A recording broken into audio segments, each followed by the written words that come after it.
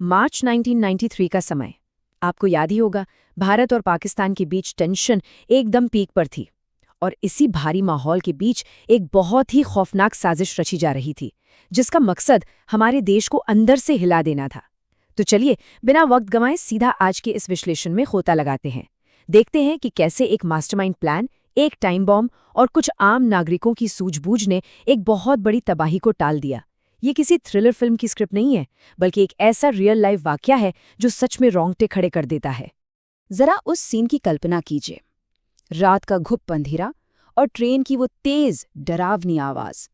General डिब्बे में खचाखच भीड़ तो है, लेकिन फिर भी एक अजीब सा सन्नाटा पसरा है। वहीं खिड़की से सटा हुआ 22 साल का एक लड़का बैठा है, फैजान। उसकी आंखें ऐसी धसी हुई है जैसे वो हफ्तों से सोया ना हो, और उसकी गोद में एक भारी सा काला बैग है। उसने उस बैग को इतनी कसकर पकड़ रखा है कि उसकी उंगलियां सफेद पड़ चुकी हैं। वो बुरी तरह कांप रहा है, लेकिन उसके होठ लगातार एक ही चीज बुदबुदा रहे हैं, पाकिस्तान जिंदाबाद, पाकिस्तान जिंदाबाद। ये लफ्ज उसके लिए बस एक ढाल थे, अपने अंदर के उस भयंकर खौफ को छिपाने के लिए, क्योंकि उसे खुद अपनी असली मंजिल नहीं पता थी। उसे बस हर हाल में इस काले बैग की हिफाजत करनी थी। अब आइए इस पूरे टाइमलाइन को जरा मैप करते हैं कि ये खौफनाक सफर आखिर आगे कैसे बढ़ा। इस सफर को शुरू हुए पूरे 18 घंटे बीत चुके थे। फैजान ने दाने तक को हाथ नहीं लगाया था। रात के अंधेरे में जब ट्रेन ने बॉर्डर की कंटीली तारों और वॉच टावर्स को पार किया ना, तो फैजान के माथे पर पसीने की साफ बूंदें चमक रही थीं। उसे सख्त हिदायत थी कि सरहद पार करते ही असली इम्तिहान शुरू होगा। और फिर अगले दिन ठीक दोपहर के वक्त ये ट्रेन अपनी फाइनल डेस्टिनेशन यानी हैदराबाद रेलवे स्टेशन पर आकर रुकती है। अब देखिए, इस पूरे सफर में कई ऐसे रेड फ्लैग्स थे जिन्हें अगर कोई थोड़ा भी बारीकी से नोटिस कर लेता तो शायद ये खतरा पहले ही टल जाता। बॉर्डर पार करते ही फैजान पसीने से तरबतर था। सामने बैठी एक 50 साल की महिला सुनीता देवी ने जब उसे तरस खाकर पानी ऑफर किया तो उसने बहुत ही रूखेपन से उन्हें झिड़क दिया। फिर जब टीटीई टिकट चेक करने आया तो उसने झट से सोने का नाटक किया और पूछने पर झूठ बोल दिया कि वो अमृतसर से चढ़ा है। उस भारी बैग के बारे में सवाल करने पर उसने हकलाते हुए कहा कि उसमें मजदूरी के औजार हैं। टीटीई को शक तो हुआ, लेकिन ठोस सबूत नहीं था तो बात आई गई हो गई। ये साफ दिखाता है कि हमारी थोड़ी सी सिचुएशनल अवेयरनेस कितनी ज्यादा क्रिटिकल होती है। चलिए अब बात करते हैं द ड्रॉप एट चारमीनार की। हैदराबाद स्टेशन से बाहर कदम रखते ही फैजान ने एक चाय वाले के पास जाकर बहुत ही चौकन्नी नजरों से इधर उधर देखा। जब वो आश्वस्त हो गया कि कोई उसे फॉलो नहीं कर रहा, तो उसने एक पुराना सा मोबाइल निकाला और एक नंबर मिलाया। बस इतना कहा, अस्सलामुअलैकुम भाईजान, मैं भारत पहुंच गया हूं। उधर से एक बहुत ही ठंडी और भारी आवाज आई, अपना काम याद है ना, खुदा हाफिज। फोन कट गया और अब फैजान के चेहरे पर डर की जगह एक खौफनाक जुनून ने ले ली थी। उसने बिना वक्त बर्बाद किए एक ऑटो रुकवाया और सीधा चारमीनार चलने को कहा। रास्ते में ऑटो वाले ने कुछ बातचीत करनी चाही तो फैजान ने फिर से झूठ बोल दिया कि वो लोकल ही है, लेकिन यहाँ उसने एक बहुत बड़ी गलती कर दी। चारमीनार पहुंचते ही उसने अपनी जेब से 500 रुपए का एक कड़क नोट निकाला और ऑटो वाले के हाथ में रख दिया। जब ड्राइवर ने कहा कि यार छुट्टे नहीं हैं, तो फैजान ने अजीब सी हड़बड़ी में कहा कि उसे छुट्टे चाहिए ही नहीं, और वो तेजी से भीड़ में गायब हो गया। जरा सोचिए, एक मामूली सा दिखने वाला लड़का एक ऑटो वाले को 500 रुपए की टिप दे जाए। ये एक बहुत बड़ा और अजीब सुराग था जो वो पीछे छोड़ गया। चारमीनार के पास टूरिस्ट की भारी भीड़ जमा थी।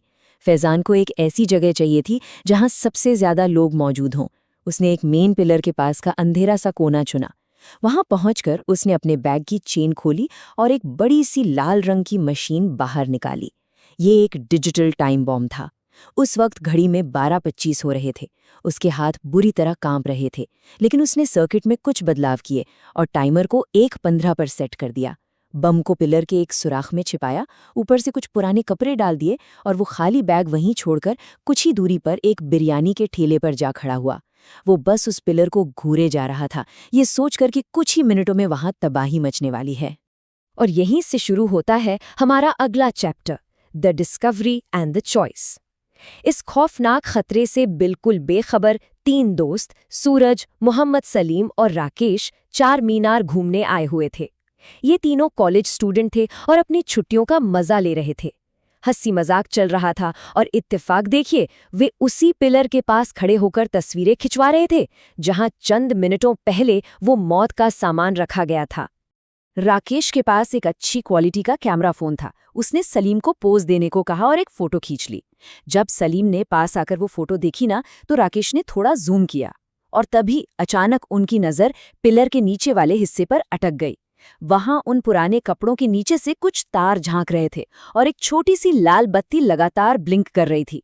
सलीम ने धीरे से जाकर वो कपड़ा हटाया और उसके मुंह से बेसाख्ता एक चीख निकल गई, या अल्लाह, ये तो बॉम्ब है।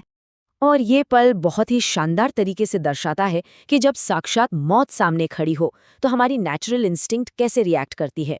सूरज तो डर के मारे बिल्कुल सफेद पड़ गया। वो चीखा कि बम फटने वाला है और अपनी जान बचाने के लिए अंधाधुंध भीड़ को चीरता हुआ वहां से भाग निकला।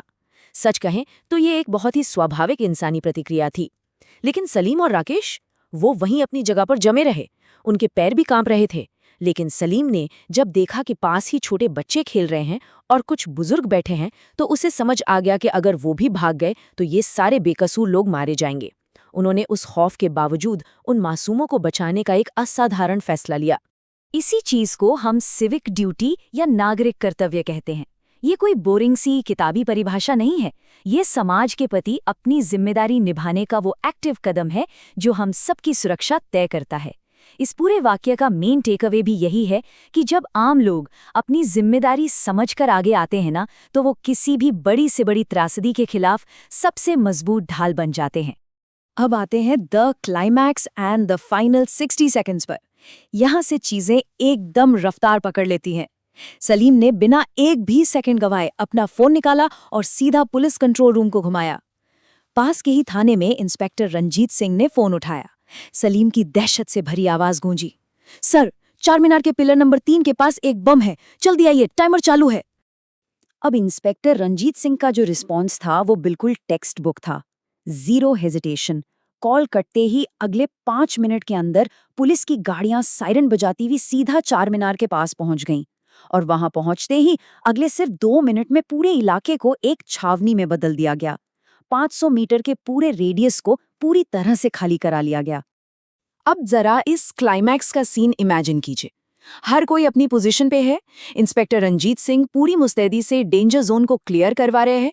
बॉम्ब स्क्वाड के एक्सपर्ट अकरम ने अपनी सेफ्टी किट पहन ली है और उस कॉम्प्लेक्स सर्किट के सामने बैठे हैं। और इन सब के बीच वो घुसपैठिया फैजान पास के उसी बिरयानी के ठेले से ये सब देख रहा है। वो एकदम शॉक्ड है कि पुलिस इतनी जल्दी आ कैसे गई और लोग पैनिक होकर भागने के बजाय इतने डिसिप्लिन में कैसे हैं। अकरम के चेहरे से पसीना टपक रहा था। उसने ध्यान से देखा, सर्किट में 2 तार थे, एक नीला और एक हरा। टाइमर पर अब सिर्फ 60 सेकंड बचे थे। 59, 58, 57। पूरे इलाके में एक जानलेवा सन्नाटा छा गया था।